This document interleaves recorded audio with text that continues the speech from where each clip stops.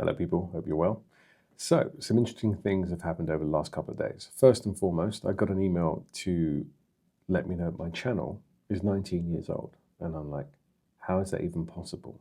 So basically I set this up 19 years ago, and I think I probably uploaded one or two things and just didn't really give it any second thought. And I guess like a lot of people got caught up in watching YouTube and busy doing all the things that I do in my life and wasn't really focusing on capturing those things and putting it out socially.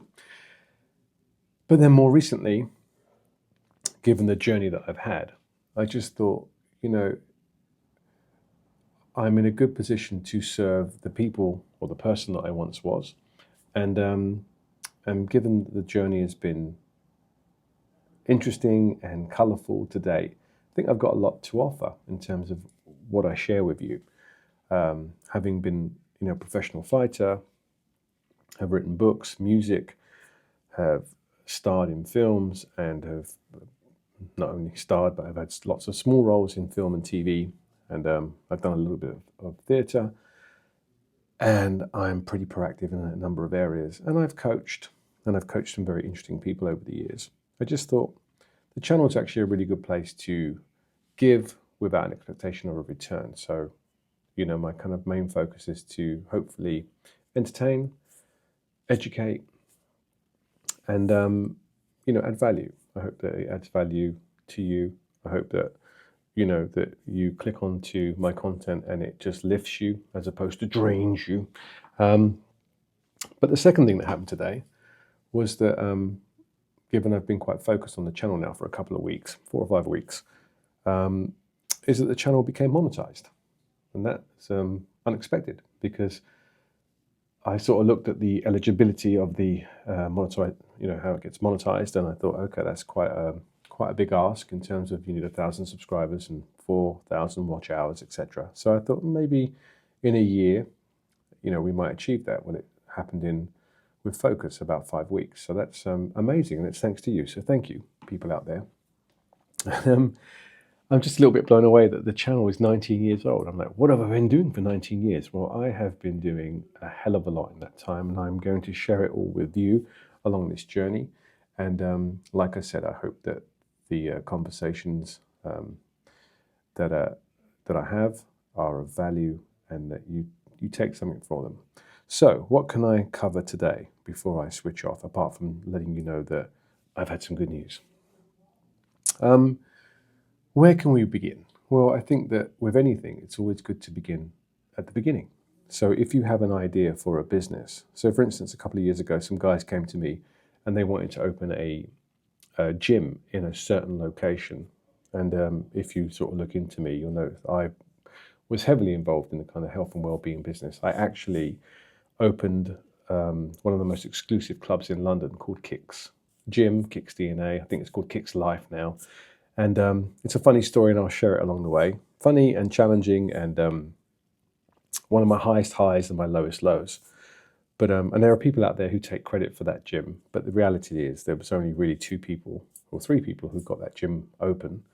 But that's a whole other story. But if Simon Fry or Karen Fry is watching this, love to you. Hope you're well. And I remember you both with fond memories. And obviously we're in different stages in our life now, and when I look back at the Kicks adventure, I learned a lot from it, and I hope you did too. And I'm very proud to have been involved, and proud that Kicks is still open. So well done, everybody involved. But those other people who are involved now, who claim to have been the creators of that club, seriously, guys, you came in with a bit of money, you bought half the club, that's about it.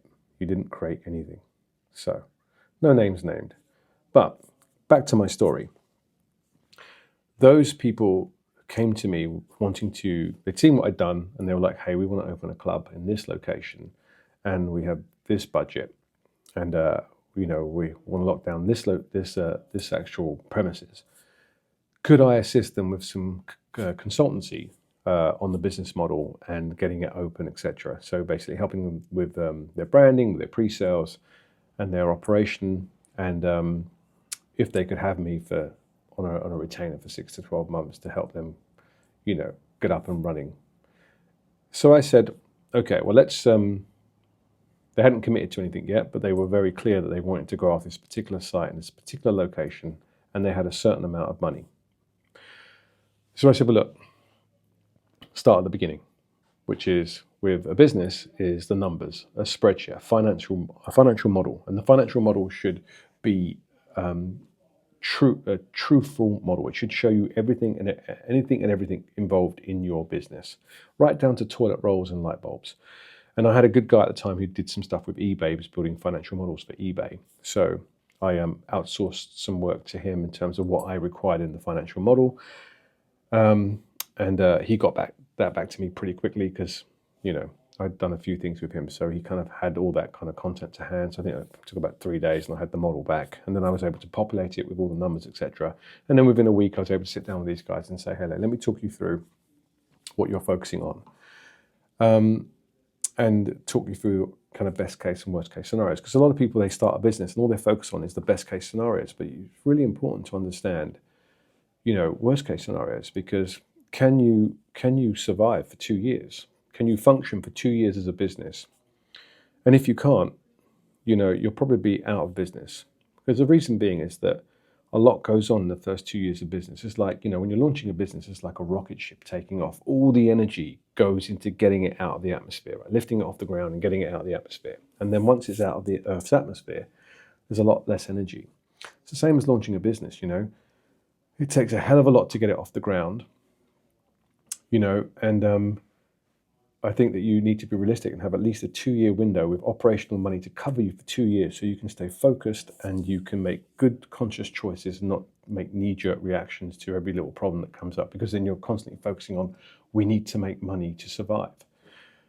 And anyway, these guys, I sat them down and I talked them through, came up with amazing branding, by the way. The club was going to be called The Repetition, and the actual logo and stuff that one of my guys had done was just, it was superb. I still have all that now. But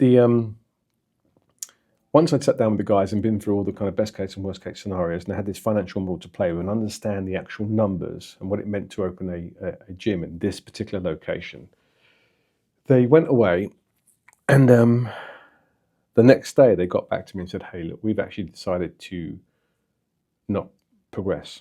We've actually decided. Now, their background was they were working in finances. They were working in hedge fund. So they had some money that they would like wanting to break away from their day job and have fun running a gym.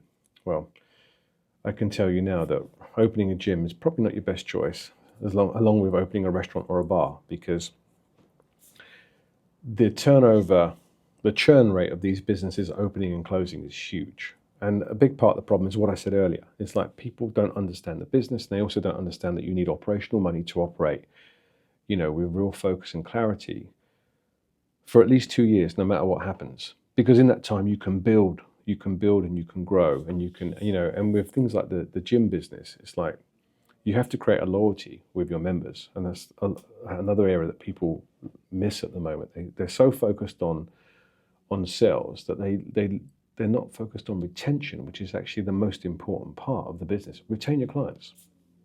This idea that the people are expendable and, we'll just sign up more people and, and the business will flourish. It's really not healthy. It's it's the wrong focus point. If you're a gym owner out there, what you should be focusing on is retention and upselling through your client, your current clientele, and growing